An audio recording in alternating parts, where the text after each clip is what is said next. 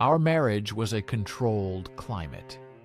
For 12 years, Eleanor and I lived in a terrarium of our own making, sealed off from the unpredictable weather of the outside world. I was a botanist, and she was a restorer of antique textiles.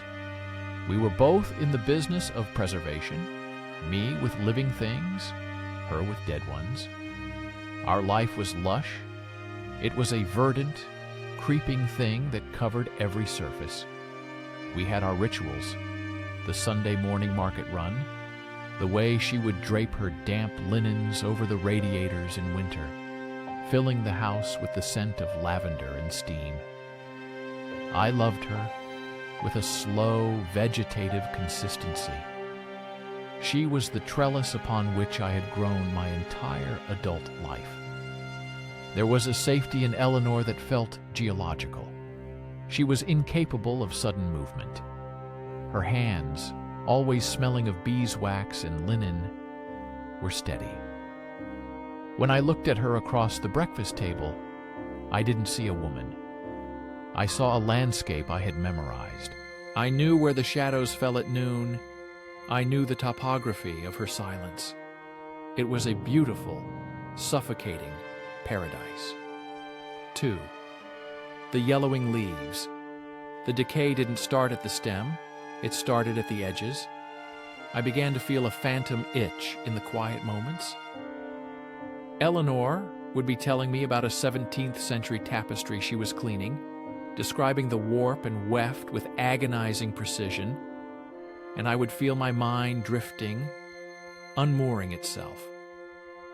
I found myself looking at the window, wishing a stone would shatter it. The boredom was physical. It felt like silt filling my lungs. I started to resent her consistency. Why did she always fold the napkins into triangles? Why did she always hum the same 3 notes when she made tea? Her predictability, once my anchor, became my chains. I stopped watering the plants in the sunroom. I watched the ferns brown at the tips, a small, secret rebellion. "The maidenhair looks thirsty," Eleanor would say, touching a dry frond tenderly. "I'll get to it," I would lie, and then I would go to my study and stare at the wall, feeling a dark, hungry emptiness expanding in my chest. I wanted a drought. I wanted a fire. 3. The invasive species. Then came Maya. Maya was not a trellis. She was a wildfire. She was a consultant brought in for the university's landscape redesign, sharp, modern, and utterly uninterested in preservation. She dealt in concrete, steel, and drastic cuts.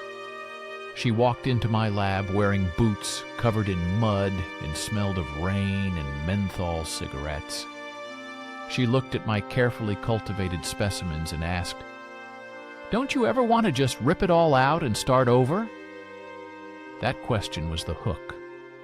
The affair began not with touch, but with conversation. We spoke a language Eleanor couldn't speak, a language of upheaval. Maya made me feel dangerous. When I was with her, I wasn't the steady, boring husband who knew the Latin names of mosses. I was a man capable of reinvention. The physical slide was inevitable. It happened in her car, parked by the river, with the heater blasting against the cold November rain.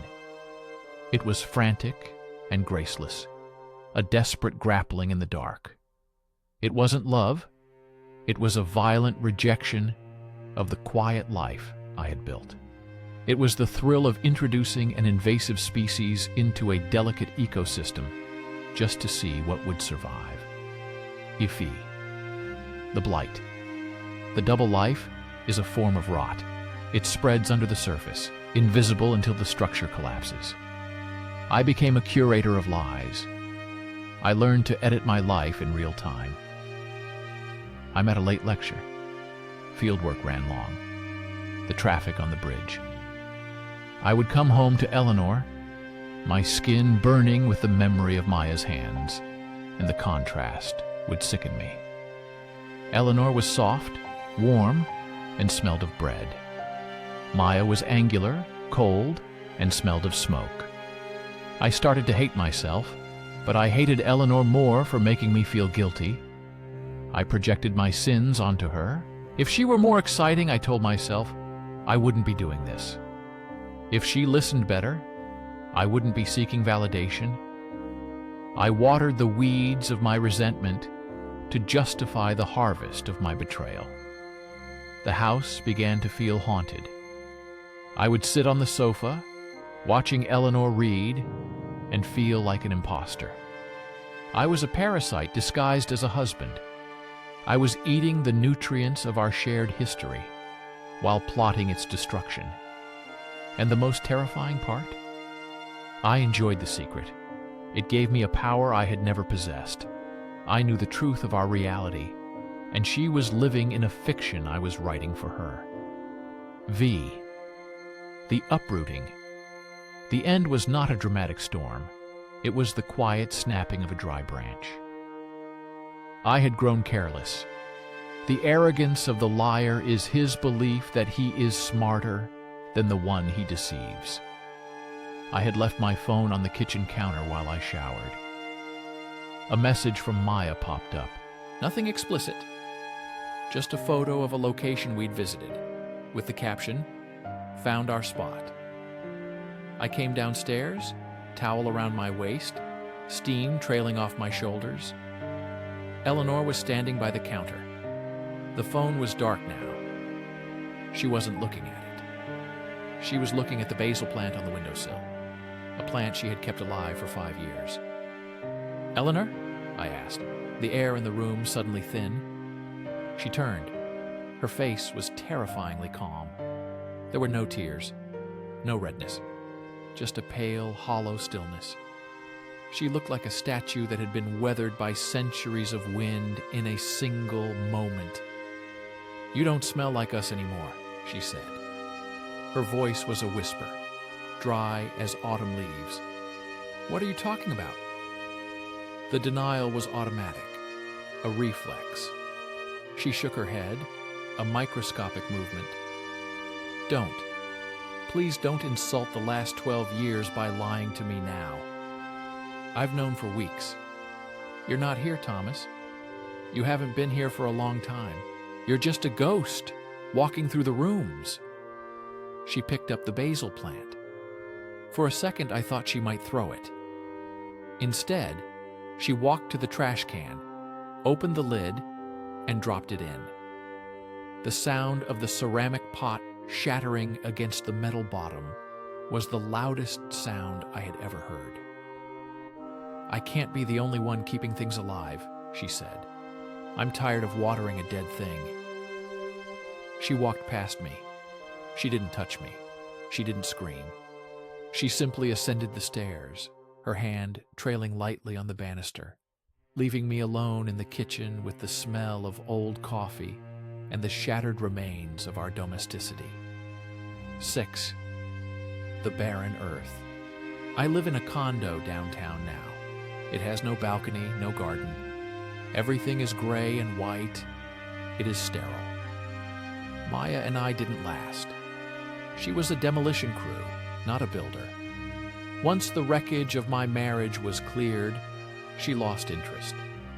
She moved on to the next project, the next man who needed shaking up.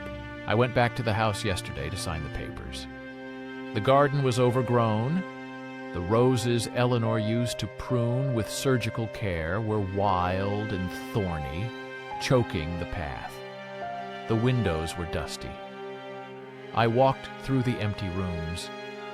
The outline of pictures remained on the walls, lighter squares of paint where memories used to hang. The air was stale. The scent of beeswax and lavender was gone, replaced by the musty smell of neglect. I stood in the center of the living room and listened. I expected to feel relief, the freedom I had craved, the lack of obligation. But I only felt a vast, echoing cold.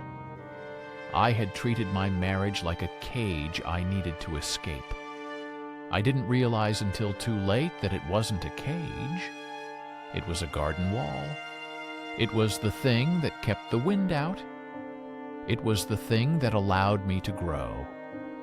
Now, I am exposed to the elements.